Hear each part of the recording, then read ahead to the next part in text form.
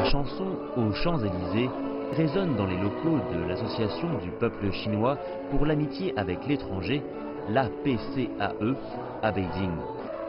Des invités importants chinois et français s'y sont rassemblés pour célébrer le 55e anniversaire des relations diplomatiques entre la Chine et la France. En tant qu'hôte, M.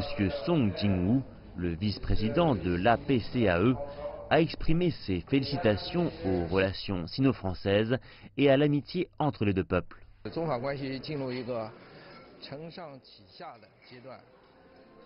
Après 55 ans, nous voyons que les relations sino-françaises sont entrées dans une nouvelle ère dont les caractéristiques sont les suivantes. Les visites entre les dirigeants des deux pays sont plus fréquentes. La confiance politique mutuelle s'est renforcée avec plus de coordination sur les grands dossiers internationaux. Les coopérations économiques, scientifiques et culturelles sont plus étroites. L'événement est organisé conjointement avec l'ambassade de France en Chine. L'ambassadeur de France en Chine a dit dans son discours que cette année était célébrée non seulement les 55 ans de relations, mais également le 100e anniversaire du mouvement Travail-Études.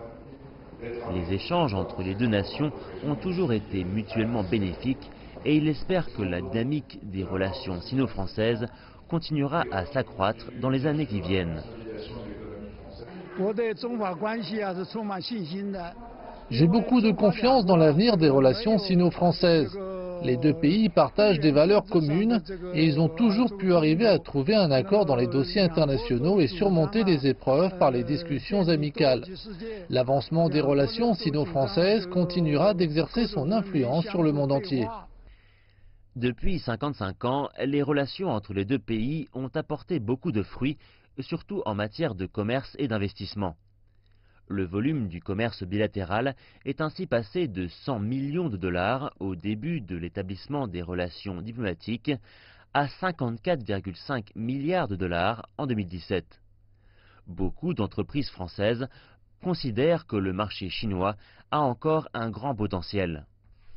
Vous savez, EDF a une relation ancienne avec la Chine, 35 ans d'histoire qui s'est construite sur l'énergie nucléaire. C'est un partenariat qui remonte aux années 80, aux premières heures de l'ouverture avec la Chine. Je pense que ce partenariat a de belles heures et un bel avenir devant lui, avec l'énergie nucléaire qui est une énergie d'avenir elle aussi, mais qu'on peut étendre aussi à d'autres énergies.